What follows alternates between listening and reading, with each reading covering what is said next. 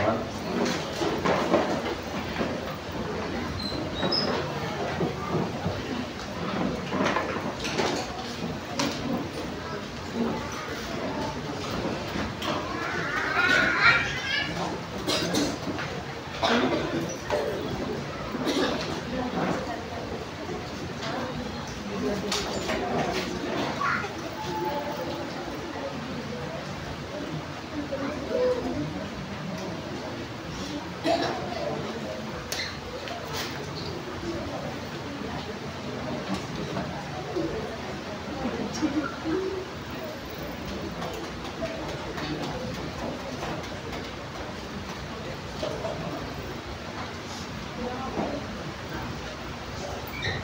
Praise the Lord.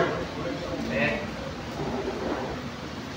Last month, ang po tema natin, we shall have other gods. At itong buwan ng Pebrero, nanalangin si Jesus. First month ng 2025, be useful. At ngayon po ay buwan ng Abril. Ano po tema natin? Citizens of Heaven. You should know. No? O, pinanood niyo po yung ating pong midweek worship service o kung umatid po kayo ng worship service. Pinost na po natin yan sa YouTube. You should know kung inyong napanood o pinanood. At alam nyo, as you know, no, ako'y nagsasap. Pag nataon na rin ata, ginagawa ko yun, no, simula po nung pandemic. Yung aking latest message nung Thursday, nakita ko ang views ay 261. At ang mga views na ito, viewers, ay mula sa Pilipinas, sa Middle East, at sa USA. But, hindi nangangahulugan na yung 261 viewers na ito ay talagang nanood from start to end. Malalaman ko po yun. In fact, no, tinignan ko nga po, sa 261, 138 nanood for 3 seconds. So, pag ganun pala ako, at 30 nanood for 1 minute. Introduction pa lang yun. Tanong mo nga yan, katabi mo kasama kaya sa 3 seconds. Ayun, sa dahil ka magpaliwanag. I'm not doing this not to gather many viewers.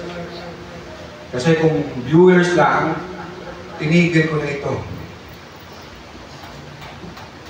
Totoo yan. Tinigil ko na kung viewers lang. But remember nung Sunday, si Paul, with all his effort sa Athens, ano po ang result ng kanyang mabuhis buhay na effort? Sound belief. Maalala ninyo, in Acts 17. At the rest, no, hindi na nga naniwala, tinuya pa siya. So kung viewers lang, for sure, hindi ako kasing galing, napakalayo ko, no, kay Paul. Hindi yun, hindi ko pa pangarapin yun. Just to gather viewers. Again, kung kasama ka doon sa 3 seconds, punta ka sa dahil kung ka magpaliwanag. Okay, seriously speaking, punta ko tayo sa salita ng Panginoon, ating pong text, ang Philippians chapter 3, verse 17 to 21. And I pray, no, in the end of this month, God willing, masalamin natin. No, sa salita ng Diyos ay salamin ng buhay. Ay say amen? Sabi po yan ng Santiago. Masalamin natin ang buhay natin. If we are citizen of heaven, opposite ay citizen of hell. Ito po yung sulat ni Pablo sa mga taga-Pilipos, and if you will read the whole epistle, 4 na chapters lang yan, you will sense no, yung commendation, appreciation, na expressing ni Paul ng kanyang pasasalamat sa mga mananampalataya sa Filipos. And of course, nandun din ang encouragement sa gitna ng pag-uusig na nararanasan ng mga mananampalataya sa Efeso, sa Filipos. At yes, of course, nandun lagi ang teaching to counterfeit Paul's teaching. At ang pinakapopular sa sulat ni Pablo sa mga taga-Pilipos ay ang chapter 2, kung saan si Paul speaks about the divinity and humanity ng Panginoong Jesus o ang kanyang incarnation. Here in our text, I will just focus po sa dalawa pong mga talata. Dalawa, 18 to 19. Verses 18 to 19. And here sa mga talatang ito, we can see kung sino ang citizens of hell. Citizens of hell. And understanding ang buhay ng citizens of hell, makikita natin ang citizens of heaven. Opposite of hell is heaven. Let me read again, verse 18 and 19. Sapagkat tulad ng madalas kong sinasabi sa inyo, noon at ngayon'y luhaang inuulit ko, marami ang namumuhay bilang mga kaaway ng krus ni Kristo. Kapahamakan ang kahihinatnan nila sapagkat dinodyos nila ang hilig ng kanilang katawan. Ikinararangal nila ang mga bagay na dapat sana nilang ikahiya. At wala silang inisip kundi ang mga bagay na may kinalaman sa mundong ito. Dalawang puntos lang na ito pong imahagi. Una, the grip of Paul o ang pighati ni Pablo. At pangalawa, the gods of the citizens of hell o ang mga Diyos o ang dinodiyos ng mga mamamayan ng impyerno. Una po, the grip of Paul. Ano po yung kanyang pinagtatangis? Ano po yung kanyang pinagdadalamhati? Again, sabi po sa verse 18, sapagkat tulad ng madalas kong sinasabi sa inyo noon at ngayon luhaang inuulit ko, marami ang namumuhay bilang mga kaaway ng krus ni Kristo. Remember, nung sinulat po ni Pablo ito, apat po sa mga sinulat po niya, isa po ito na sinulat niya habang siya ay nakapiit o nakakulong.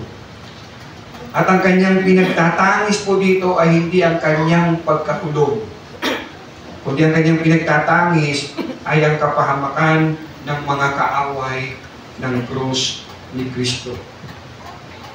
Ito yung kanyang pinagdadalamhati. Ito yung kanyang pinagtatangis. Ang mga napahamak ng mga kaaway ng krus ni Kristo. Later on, we can understand kung sino po itong tinutukoy niya.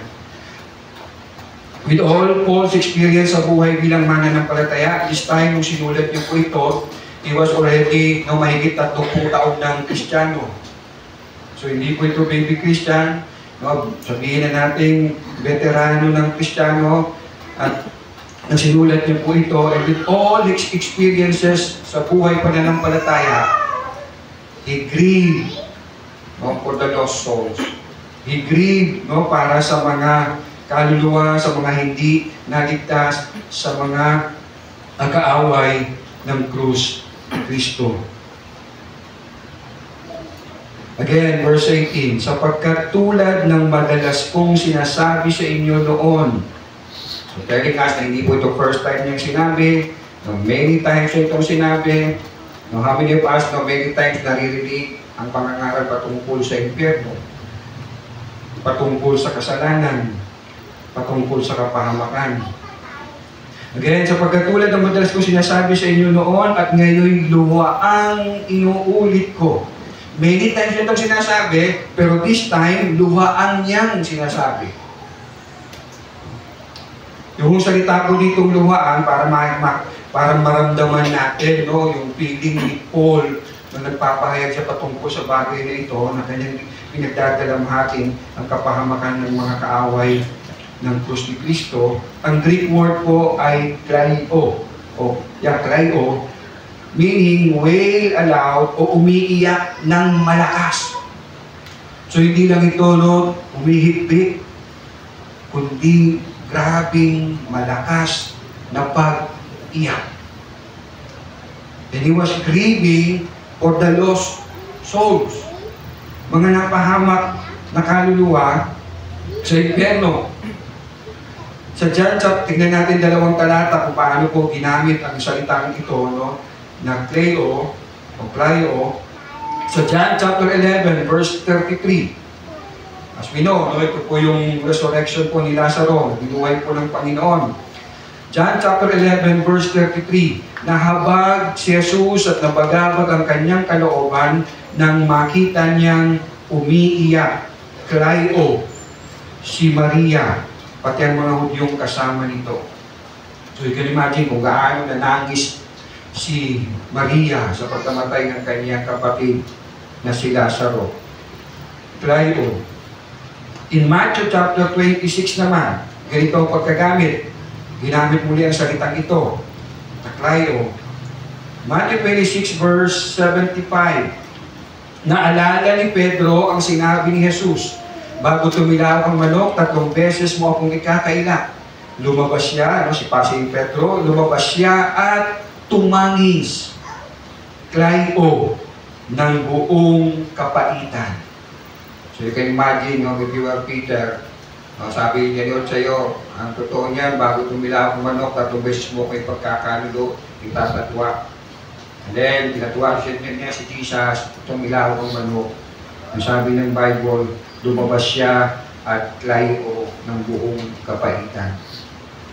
So you can understand now, you can imagine now, kung ano yung sinasabi ni Paul dito sa verse 18 na ito, na kanyang pinagpipighati, pinagtatangis, kung gaano siya, kung paano niya pinagtatangis, ang mga napahamak, nakaaway, na krus ni Kristo.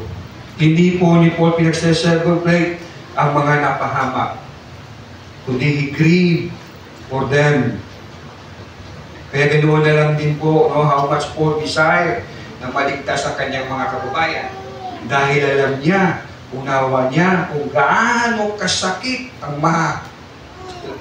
mapunta sa dagat-dagatang apoy ng impyerno. He knows, he feels, he can imagine kung gaano ang sakit ng hirap na nararanasan ng taong masadla sa impyerno. Kaya naman ganoon na lang yung desire niya, na maligtas ang kanyang mga kababayan. Here he expresses it sa Romans chapter 9. Roma kabanatang 9. See how much Paul grieves para sa kanyang mga kababayan, kapwa niyang mga Hudyo, kapwa niyang mga Pariseo. Roma chapter 9 verse 1 hanggang 3. Sa ngalan ni Kristo kay nagsasabi ng totoo, hindi ako nagsisinungaling. Ang aking budhi ay nagpapatunay na totoo ang sinasabi ko at saksi ko ang Espiritu Santo.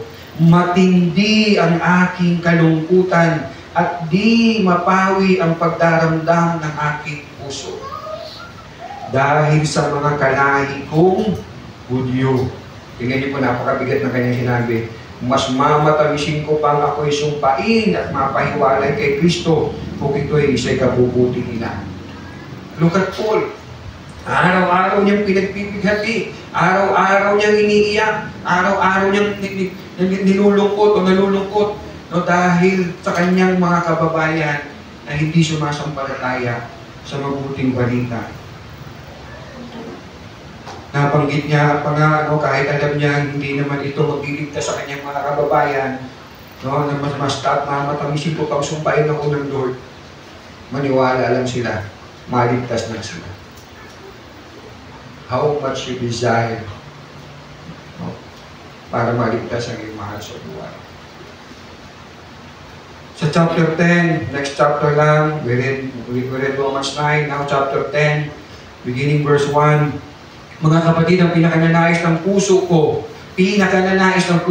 at idinadalangin ko sa Diyos ay ang maligtas ng Israel, sapagkat saksi ako na sila'y masikasig na maging kalugod-lugod sa Diyos, hindi nga lamang batay sa tamang kaalaman, dahil hindi nila kinilala ang pamamaraan ng Diyos upang gawing matuwid ang tao, at nagsikap silang gumawa ng sarili nilang pamamaraan. Hindi sila nagpasakop sa pamamaraan ng tinakda ng Diyos. Ano po pamamaraan ng Diyos? Sapagkat si Kristo ang kaganapan ng kautusan upang ituring na matuwid ng Diyos ang sino mang sumasampalataya sa Kanya.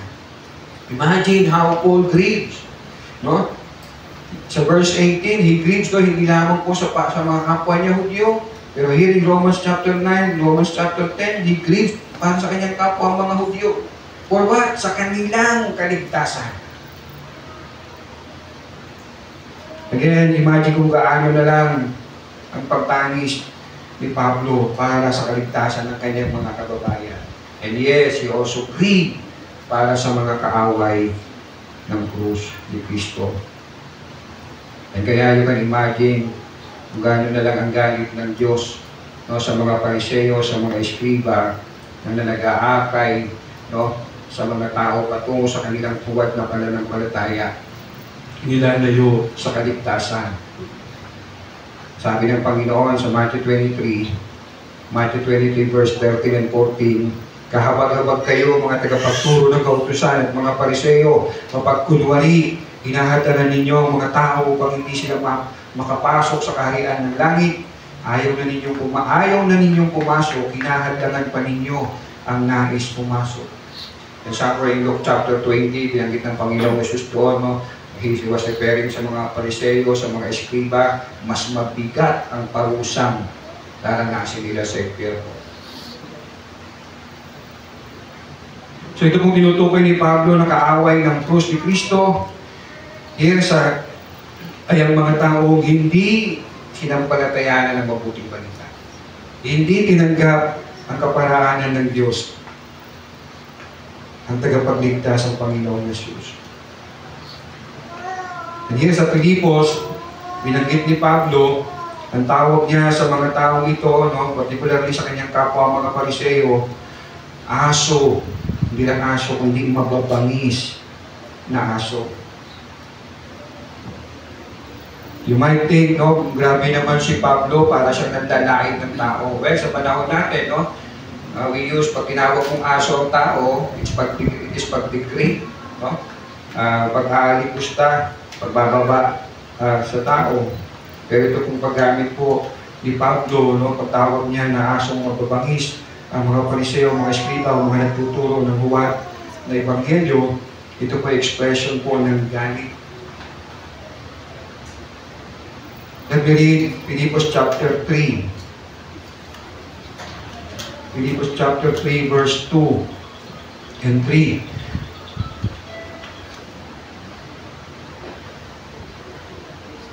Philippians chapter 3 verse 2 and 3. Mag-ingat kayo sa mga taong asal-aso, sa mga taong mahilig sa paggawa ng masama. Sila'y mga taong nanghihiwa ng maselang bahagi ng kanilang katawan. No? Tinutukoy po niya nito yung mga Hudyo, no, na you have to be circumcised or to be saved. Tayo at hindi sila ang tumanggap ng tunay na pagtutuli. Tayo mga sumasamba sa Diyos sa pamamagitan ng kanyang Espiritu. Ang pinagmamalaki natin ay ang ating buhay kay Kristo Jesus at hindi tayo umaasa sa mga pisikal na bagay. At itutuloy po natin ang pagbasa. Clearly you will see, ang tinutukoy niya po dito ay mga kapwa niya Hudyo, mga Pariseo na nagtuturo laban o against sa Ebanghelyo. Question again, how much you grieve para sa kaligtasan ng mahal mo sa buhay? How much? And yes, with Paul, hindi lang labis niyang pinagtatangis, kundi he made a way to reach, maabot ang kanyang mga kababayan, maabot ng Ebanghelyo. Kaya you will see, no, sa Book of Acts, galawan ni Pablo, na every time po siya nangangaral, ang una niya pong pinupuntahan, ang pinapriority niyang puntahan, ay sinagoga. Na kung saan doon nagtitipon ng kanyang mga kababayan. Because again, he expresses sa chapter 9 ng Roma, gusto ko silang maligtas. Kalungkutan kong hindi sila maligtas. Kalungkutan ko na sila'y mapahamak. Again, how much you grieve for the salvations of your loved ones. Anong ginagawa mo concerning sa pag-abot sa mahal mo sa buhay? Hindi mo po pwedeng sabihin, no, okay na to. Pwede yan sa pagluluto. Pero just doing nothing, not bothered, not grieving, not doing something, para maabot ang iyong mahal sa buhay, hindi okay yan. Now, pangalawang puntos, nakita natin kung ano po ang nalang pagtangis ni Pablo, ang pagpipigati ni Pablo para sa mga napahamak. Now, second point, the gods of the citizens of hell. The gods of the citizens of hell. Now, unahin ang tinukoy, no? The gods of the citizens of hell are those o asong gubat, nagpapangangaral, no, ng buwat. And here, sa verse 19, kapahamakan ang kahihinatnan nila, sapagkat ang dinodiyos nila ay ang hilig ng kanilang katawan, ikinararangal nila ang mga bagay na dapat sana nilang ikahiya, at wala silang iniisip kundi ang mga bagay na may kinalaman sa mundo ito. Unang bahagi po ng verse 19, nabanggit ni Paul very clear, kapahamakan ang kahihinatnan nila. Ng mga kaaway ng krus ni Kristo, at ang kapahamakan po ito ay impyerno. Hell, dagat-dagatang apoy. Hindi mamimighati si Paul ng ganito na lamang kung ang unawa niya ng kapahamakan naghihintay sa mga kaaway ng krus ni Kristo ay mamamatay lang na parang usok, wala na. Sino ang nasa right mind, no, na mag-iiyak ka ng ganun-ganun na lang as we, no, nakita natin paano ginamit po yung Leo. No, kung alam mo lang na kapag namatay ang tao, para lang siyang usok, no, pag nawala na yung usok, wala na. No. As I said, no, please don't die na walang Kristo. Again, let me just read yung Romans 9 para maramdaman natin yung bigat. Romans 9 verse 2 and 3, matindi ang aking kalungkutan at di mapawi ang pagdaramdam ng aking puso dahil sa mga kalahi kong Hudyo. Mas mamatamisin ko pang ako'y sumpain at mapahiwalay kay Kristo kung ito ay sa ikabubuti nila.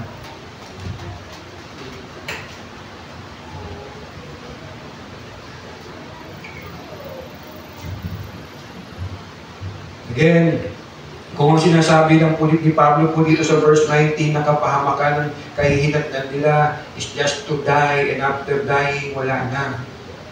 At hindi ito impyerno. I would say, ito si Pablo. Pero hindi niya po ito pinahayag ng kauwi ng may kauwihan. Pinahayag niya ito sa patnupay ng Santong Espiritu. Kanya sa amin. Kung walang hell, I would suggest, chill lang. Live as you want to, and as how you want to. Anyway, pag namatay ka, wala na. Usok lang. But, hindi ganon. 1 Corinthians chapter 15, Unang Korinto, Kabanatang 15, verse 32, kung ang pakikipaglaban ko sa mababangis na kaaway o hayop sa Efeso ay para sa tao lamang, anong mapapala ko? Kung hindi rin lamang bubuhayin muli ang mga patay, pagkatapos mamatay, mawawala na lang parang usok, mabuti pa'y sundin na lamang natin ang kasabihang ito. Kumain tayo at uminom sapagkat bukas tayo'y mamamatay. So kung ang buhay lang naman pala, no, yan ang katuruan po ni Charles Russell, ang founder po ng Jehovah's Witnesses. No? They believe na kapag namatay ang tao, he will just cease to exist, no, tapos na. Ang mare-resurrect lang yung mga matatapat na Jehovah's Witnesses. Pero yung mga salbahe, hindi sila mga tapat na Jehovah's Witnesses, they will not be resurrected, they will just cease to exist. Para lang silang usok. No, yung kandila, imagine yung kandila, pag inihipan mo, di ba may usok? Then, no, in the split seconds, wala na yung usok. Ganun lang ang buhay daw ng taong walang hindi naging matapat na Jehovah's Witnesses. At palagay ko, kung ganun ang tinuturo ni Pablo, he will not grieve as this. Kung ganun lang ang mangyayari sa isang taong namatay na walang tunay na pananampalataya kay Kristo. Anong dinodiyos ng mapapahamak sa impyerno? Anong dinodiyos po ng mga kaaway ng krus ni Kristo? Again, sa verse 19, kapahamakan ng kahihinatnan nila sapagkat ang dinodiyos nila ay ang hilig ng kanilang katawan. Ang dinodiyos nila ay ang hilig ng kanilang katawan. Sa ESV, their God is their belly. Tiyan. Ang appetite nila, ang kanilang Diyos. Ang katawan nila, ang kanilang dinodiyos. Opposite, no, sa spiritual needs. Remember Luke chapter 12. I believe siya yung perfect example, no, ng mga dinodiyos, ang tiyan. And actually lahat ng nabanggit ko dito sa verse 19 ng Philippians chapter 3. Let me just read in Luke chapter 12, the parable ng kakain ng mayaman. Lucas kabanatang 12, simula verse 15. At sinabi niya sa kanilang lahat, si Jesus ang nagsasalita, mag-ingat kayo sa lahat ng uri ng kasakiman, sapagkat ang buhay ng tao ay wala sa dami ng kanyang kayamanan. Pagkatapos sinalay sa Jesus ang isang talinghaga, isang mayaman na umani ng sagana sa kanyang bukirin. Kaya nasabi niya sa sarili, ano ang gagawin ko ngayon? Wala na akong paglagyan ng aking mga ani. Alam ko na, ipagigiba ko ang aking mga kamalig at magpapatayo ako ng mas malaki. Doon ko ilalagay ang aking ani at ibang ari-arian. Pagkatapos ay sasabihin ko sa aking sarili, marami ka nang naipon para sa mahahabang panahon, kaya't magpahinga ka na lamang, kumain, uminom, at magpakasaya. Itong Luke chapter 12, no? Itong parable na ito na yata yung pinakamakasariling taong nabuhay sa kwento. No? Lahat ng ari-arian niya, kanya, pati kausap niya, sarili niya. Napasin po ninyo.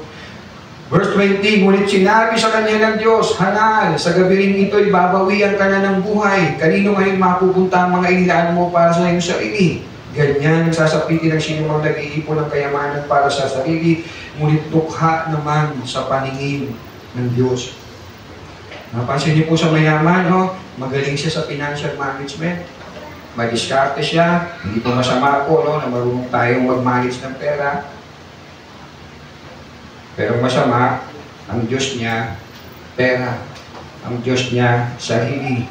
Ang Diyos niya, tiyan. Ang Diyos niya, kalayawan. Wala po tayong maririnig na binanggit niya ang Diyos. Kundi wala siyang binanggit, kundi ang sarili niya at ang kanyang kayamanan.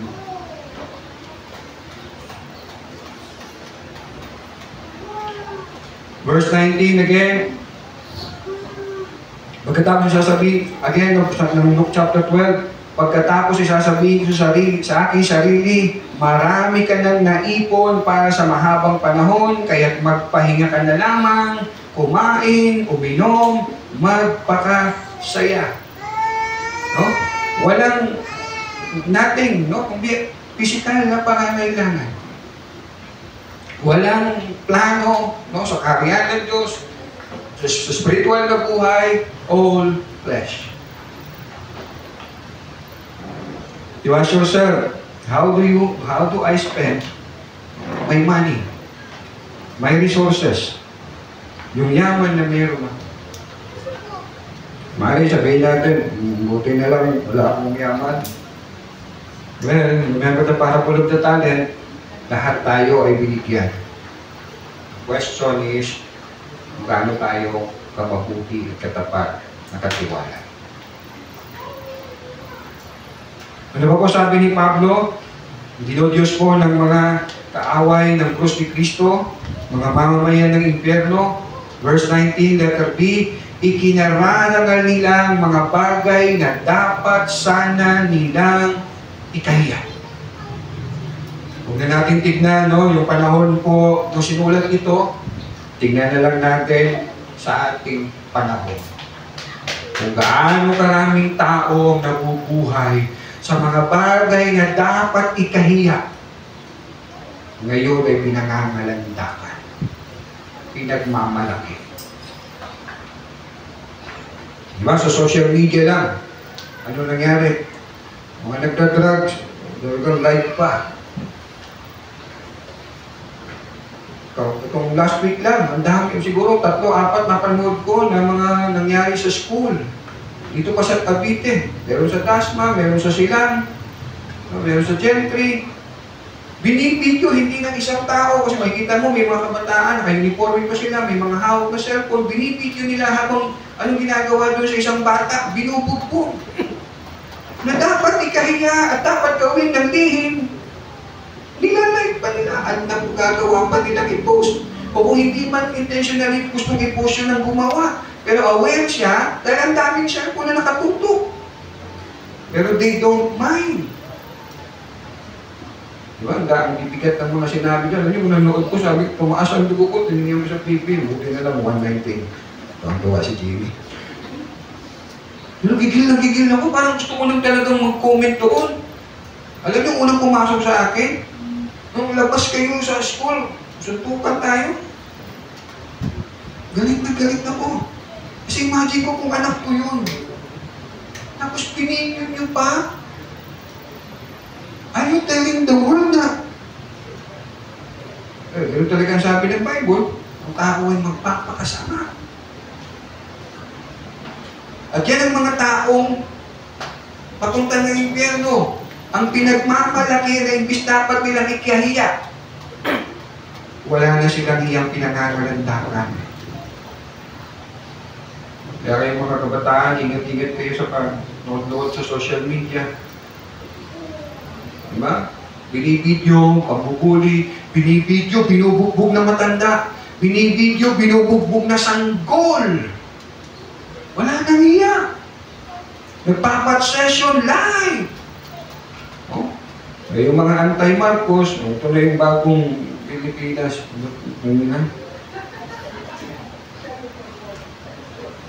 Dati, ang nakikita mo lang couple shirt, babayad na natin. Ngayon, wala na.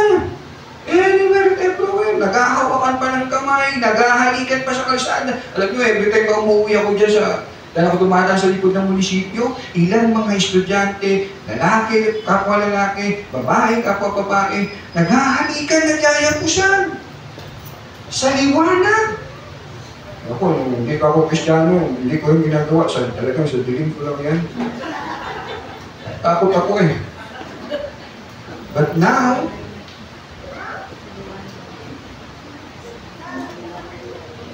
wala na. Na yung mga taong kaaway ng krus, ikinararangal nilang mga bagay na dapat sana nilang ikahiya. Kasi kasi dapat magpakatotoo, maging totoo. Kaya, bakla ako, magpakatotoo ako. Ang totoo, lahat tayo, kung magpapakatotoo tayo, lahat tayo makasalanan masama. Kaya nga dapat tayong magsisi, magbalik loob sa Panginoon. Kaya nga siya pumunta rito. Para tayo ay iligtas. Hindi para sabihin sa atin, hindi kung ano, nasa puso mo, sundin mo. Kahapon, nandun ako sa Munti, dahil tayo 16 na pinignagan ko doon, binaptize. At ang ginamit kong text, so Matthew 28, diba sabi doon, Mayo kayo, gawin ninyong alagad ang lahat ng bansa. Listen, kung lahat tayo ay alagad ng Diyos, bakit pa uutusan ni Lord na gawing alagad ang lahat ng bansa? So, ibig sabihin, hindi tayo alagad ng Diyos. Alagad tayo ng kalantsaw. Mga matatanda yan, alam mo yan. So, tamos ko yung puno. Mamuot ka na lang. So, alagad tayo ng Diablo. Kaya sabi ni Lord, ako, turuan ko kayo, humayo kayo, gawin ninyong alagad ko. Kasi alagad yung mga demonyo yan. Kaya huwag kang mag-ari, pero sabihin mo yung katabi mo, dati, alagad ka ng Diablo.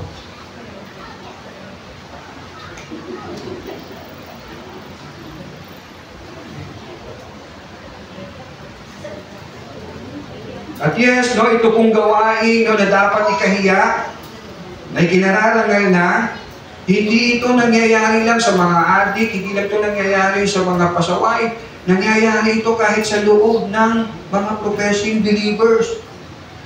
Tignan ninyo yung mga churches sa Amerika. Ang pastor, bakla. Hindi bakla na, kasi talagang naka-makeup. Nag-preach, may hawak na Bible. Nagkakasal ng parehong lalaki. Nagkakasal ng parehong babae. Imagine mo yung dalawa natin elder dito, bakla. Diyos ko tayo.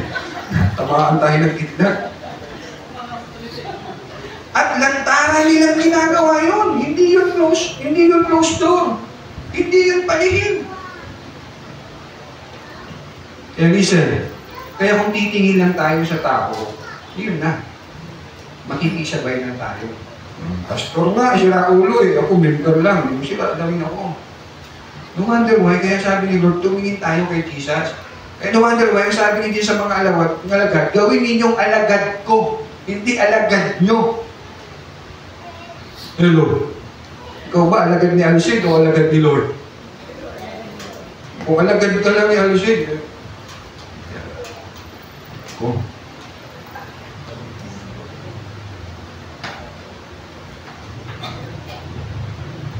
pag minulat natin yung mata natin sa Europe, mga simbahan doon, sarado na, meron pong simbahan na bukas, 10 tao lang na-attend, 3 pa doon bakla, 3 pa doon lesbian.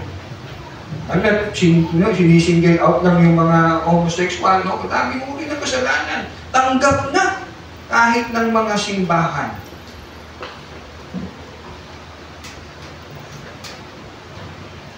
Anong tugon ng mga Kristiyano? We will go with the flow? No! We have to be different. Gigiba tayo. Kasi hindi tayo taga-mundo, hindi tayo taga-impyerno. Mga taga-langit tayo. Let your light shine before men. So, hindi tayo makikibit-balikat na lamang. I think, hindi man tayo katulad o ka-worse, halimbawa ng mga professing believer sa Amerika. I think ang pagkakamali ng Filipino Christian o ng church sa Pilipinas, we don't talk much about sex, sexual immorality, adultery, sin. We only talk about magandang bagay, paano maging mabuting anak, mabuting asawa, paano yumaman, paano maging mabuting katiwala, and everything. We don't talk so much about kasalanan. At eto na, nung naglabasan ng mga kasalanan, tsaka na lang ang mga simbahan nagturo ng homosexuality. As far as I observe, parang yun nakikita. Kasi ay, bakit pakinggan ng sex at church? Hindi dapat pinag-uusapan yun. Para bagang anak natin na day one, hinayaan natin mag-cellphone, na-addict, tsaka natin kinontrol. Away na tayo mag-ina, magkama. Addict na eh. Parang gano'n ang ginawa ng church. Kung kailan nagka-problema na, napasok na, na-pollute na yung kaisipan ng maraming kabataan, tsaka in-address ng simbahan.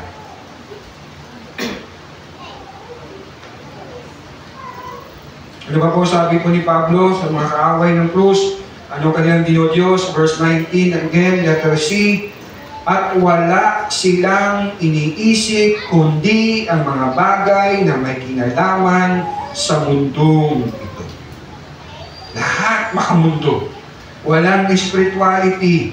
Ang buhay nila ay makamundo. Maaaring may mga nag-church, pero hindi makalangit pa rin. Paglabas ng church, makamundo pa rin. Kung pumunta po tayo ng church for self-satisfaction and not for the glory of God, hindi po yan pagsamba. May hear you, amen? Kaya tayo pumupunta ng church to worship God. Yun ang una at pinakamataas na dahilan.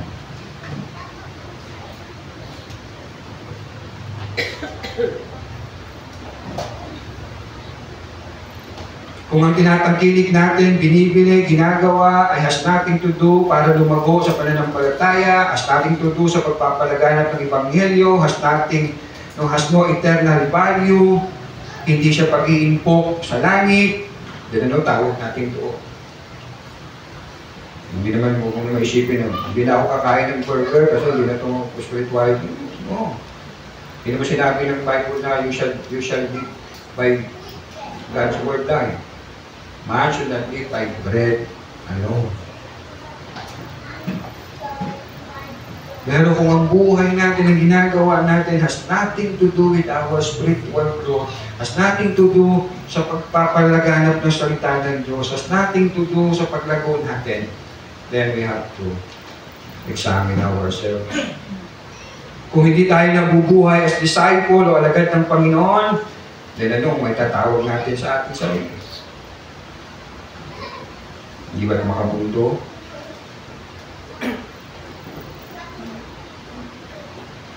That meant, again, as you know, kung bumupunta ng Bilibid, at marami sabihin natin, iisipin ninyo, Pastor, si Lord lang naman nakakalam talaga kung yung 16 na nagpapaptay sa iyo, talagang totoo o hindi.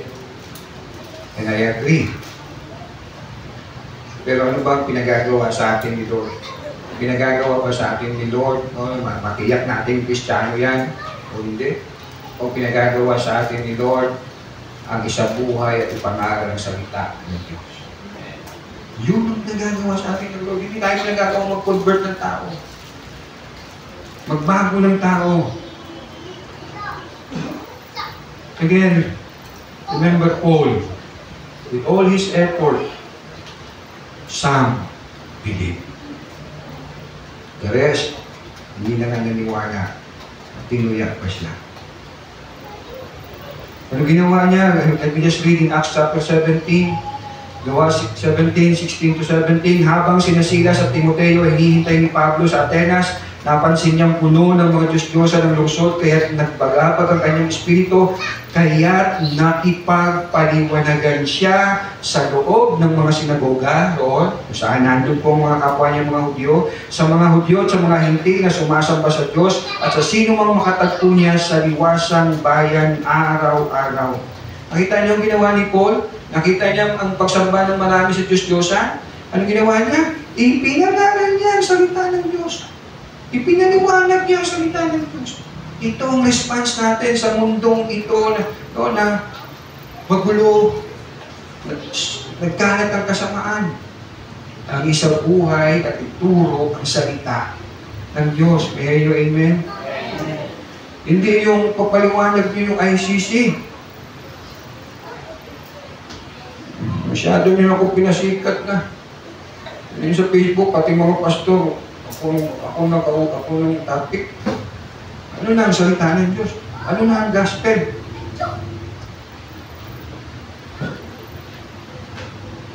Leading aside, see as a church, as a believer, as good and faithful servant of the Lord, what we need to do is to share God's word and live by it. Pastor, paano kung wala akong appetite sa word? Hindi kabahan ka.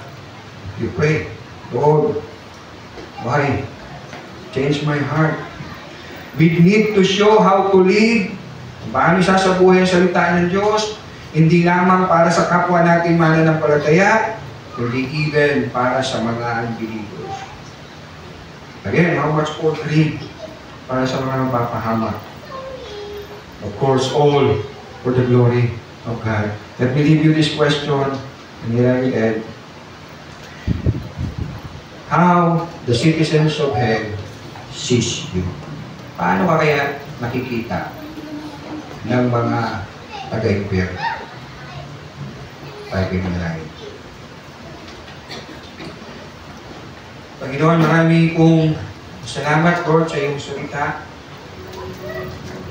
That reminds us, O God, kung gaano po kabigat, gaano po kasakit, gaano po nakakatakot ang impyerno.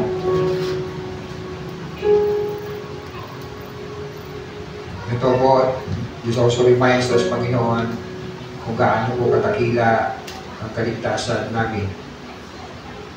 Dahil ligtas nyo nga po kami sa kapahamakan sa impyerno, Panginoon. But yes, Lord, how much we grieve, Panginoon, para sa mga mahal namin sa buhay, para sa mga tao, Panginoon, na hanggang ngayon ay kaaway ng krus ni Kristo. Ano ang ginagawa namin, Panginoon? Lord, forgive us kung may mga pagkakataon, Lord, na tila okay na lang sa amin. Forgive us sa mga pagkakataon, Lord, na ibig kami maging liwanag, ibig kami, Panginoon, ay magbahagi ng iyong ebanghelyo. Di na kami pa'y na ikiayon sa pangmunang mundo. O kami ay nagiging katipisuran o nalalapastangan ng iyong pangalan, ang banal na pananampalataya namin dahil sa amin itong ginagawa. Forgive us, Lord. Forgive us, Lord, sa mga pagkakataon na tila parang nakapokus na lang kami, nabubuhay na lang kami sa mga bagay sa mundo ito, Panginoon. At minsan, may license o may justify, Panginoon, dahil na simple lang kami, simple lang pangarap namin, hindi magago, hindi mga naghahangan ng yaman, Panginoon. We just want to live na healthy, o pamilya, malayo sa karamdaman, sa hirap. Ang bagay nito, Panginoon, na hindi naman masama per se dahil kayo rin na nagpunto sa amin na manalangin kami para dito. Bigyan mo kami ng pagkain sa araw-araw. But yes, Lord, hindi kami nabubuhay lamang sa tinapay, kundi sa mga salita mo. At hindi kami, Panginoon, nabubuhay para sa mundo ito. Lord, kung kami natutulog, Panginoon, kami yung gisingin. Kung kami, Panginoon, ay hindi nagiging asin at ilaw ng sanlibutan, Lord. Kung kami mga ilaw, Panginoon, na nakatago, Panginoon, sabi mo nga sa iyong salita na walang nagsisindi ng ilaw na nilalagay sa ilalim ng jarang. Kung nilalagay sa mataas na bahagi, kung hindi magliwanag, patawarin mo kami. Sa mga pagkakataong, Lord, na parang we just enjoy life, Panginoon, at hindi kami, Panginoon, aware na maaaring dumating ka ng mga oras at mga araw at maaaring dumating ang kamatayan sa sino man sa amin, maging sa mga mahal namin sa buhay. Lord, bigyan niyo po kami ng mahalag na misal katulad ni Pablo, Panginoon. May pagnanais, Panginoon, umaligtas ang aming mga mahal sa buhay. At ako, Panginoon, hindi ang pagnanais namin na magliligtas sa kanila, kundi ang iyong ebanghelyo, Panginoon. Kaya sinasama namin, Lord, sa aming pagbabahagi, kung may Panginoon, nabuksan mo ang mga puso nila, Lord. At maranasan, Panginoon, namin as a church, kaya sinabi mo sa salita sa Book of Acts, na kayo ang magdaragdag ng mga naligtas. Lord, idagdag niyo po sa amin, idagdag niyo po sa church na ito, ang mga mahal namin sa buhay na iyong niligtas. In your name, we honor and we praise, Lord. Salamat po marami. Pinupuli namin natin